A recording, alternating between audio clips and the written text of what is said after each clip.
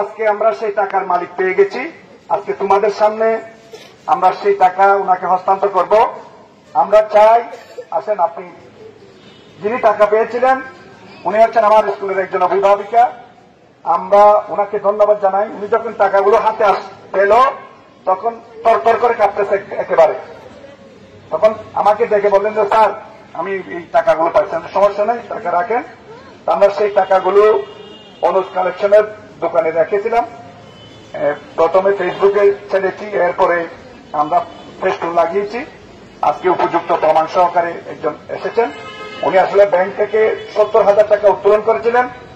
50,000 টাকার একটা বান্ডিল ছিল 500 টাকা নোটের, আর 200 টাকা নোটের 20,000 টাকার একটা বান্ডিল ছিল, সেই বান্ডিলটা পড়ে গেছিল।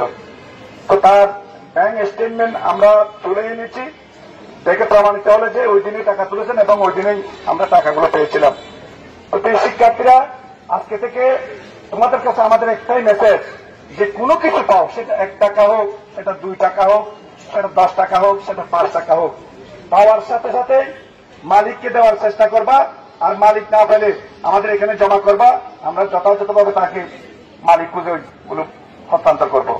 শুধু এখানে না, বাসায় যদি তোমার মা বাবাও এরকম কোনো কিছু পেয়ে থাকে, তাহলে মা বাবাকে উদ্বুদ্ধ করতে হবে যে এই যার টাকা তাকে একটু ফেরত দেওয়ার জন্য চেষ্টা করতে হবে।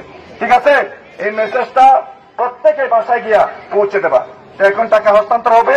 বাচ্চারা খুশি বুক না, একা হাততালি দাও।